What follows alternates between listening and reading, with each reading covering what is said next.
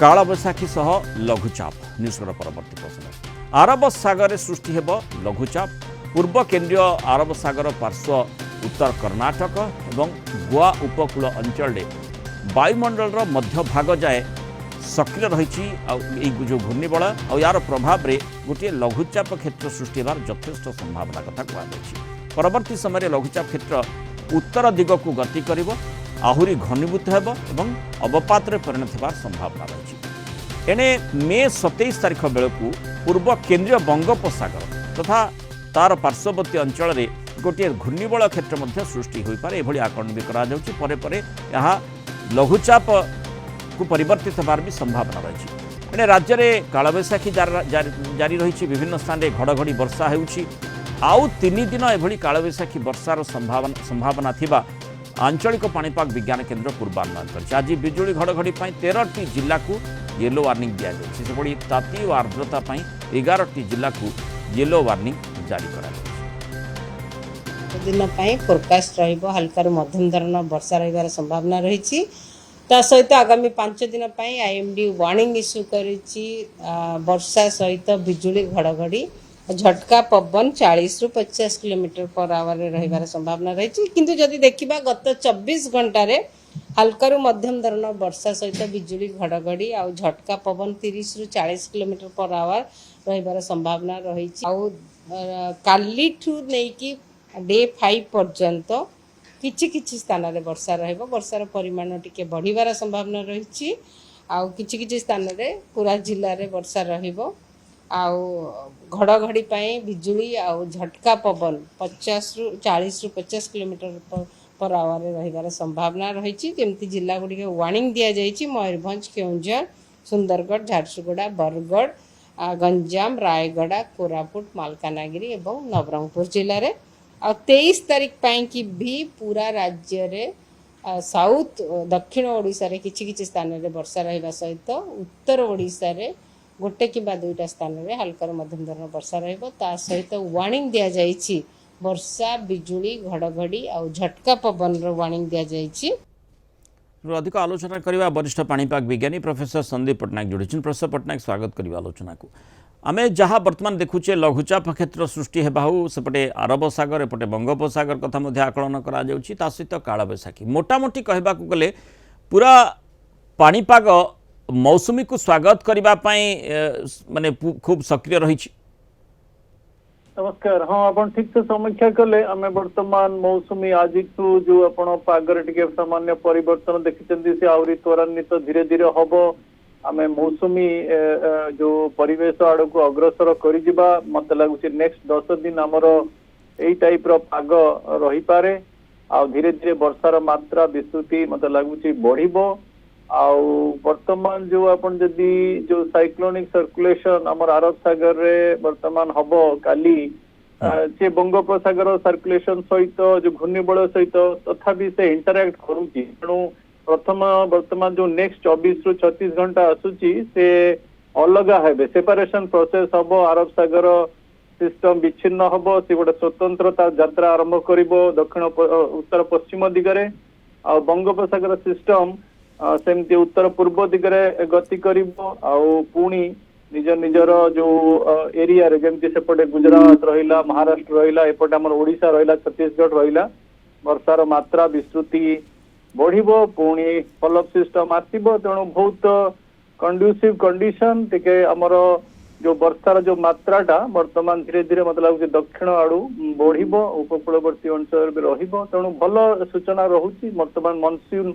काली ठू 22 तारीख रु तार जो फ्लो प्रवाहटा बढ़िबो everything is perfect. Professor Pattnaik पूर्वा वायुर प्रभाव कथा आपण निजे मध्य कहूतिले तार प्रभाव रे मौसुमी को अधिक बल मिलिबो ना ता द्वारा आमे जेमती देखुचे जो लघुचाप क्षेत्र माने एपटे जेहेतु गोटे अरब सागर लघुचाप क्षेत्र भी सृष्टि होउछि एवं जहाँकि अवपात परिवर्तित होबार संभावना कथा कहा जाउछि तेणु अंततः तार प्रभाव मौसुमी उपरे पड़िबो नाही।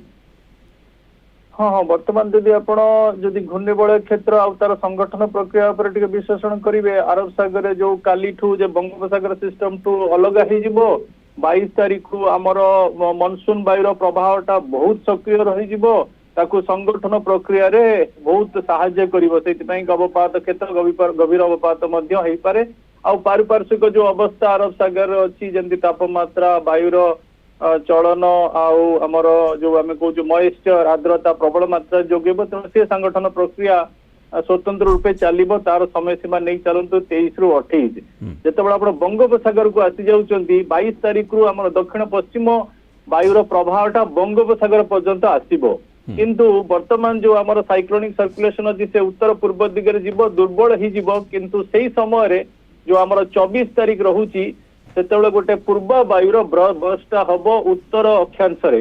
दक्षिण अक्षांश आमर रहिला दक्षिण पश्चिम वायु पूर्व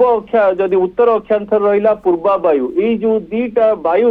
गोटे भर्टेक्स सृष्टि करदेव जोटा आंशिक रूपे ये जो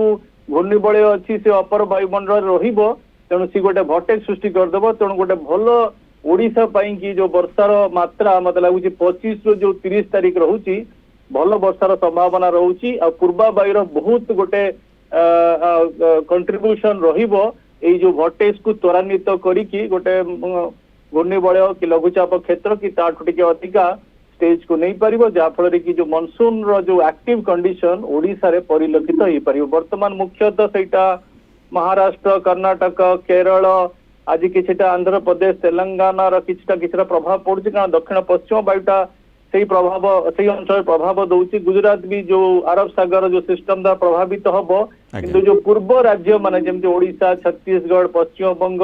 एमाने वर्तमान टिके अपेक्षा करिया पड़ियो मते लागुछि आ 4-5 दिन चली गला परे से जो नेक्स्ट सिस्टमटा आसुची मते लागुछि सेतरे बहुत वर्षार कंट्रीब्यूशन रहिबो अबिका भी वर्षा रहिबो किंतु वर्षार जो मात्रा विस्तृतिटा टिके तुलनात्मक भाव में कम रहिबो किंतु जो खरा होउतला मते लिखिबा आपण टिके कोहला पाग टिके हल्का क्लाउडी कंडीशन एई भलिया परिस्थिति वर्तमान रहिबो आ पुणी 25 रु सेटा पुणी आहुरी त्वरान्वित हबो प्रोफेसर पटनायक जेमति आपण जो वर्टेक्स सृष्टि कथा कहले एवं तार माने एपटे पूर्वा वायुर प्रभाव प्रशांत महासागर जो पूर्वा वायु रही तार प्रभाव खूब अधिक रहिबो से संभावना कथा मध्य कहा जाउछि माने सुजोग सृष्टि हेबो कि प्रथमे घूर्णिबलय तापर लघुचाप क्षेत्र और आउ टिके आग को घनीभूत होगा कथा जहाँ कह जाउछि संपूर्ण सुजोग रहिबो कि माने यह बात्यारे परिवर्तित हो पारे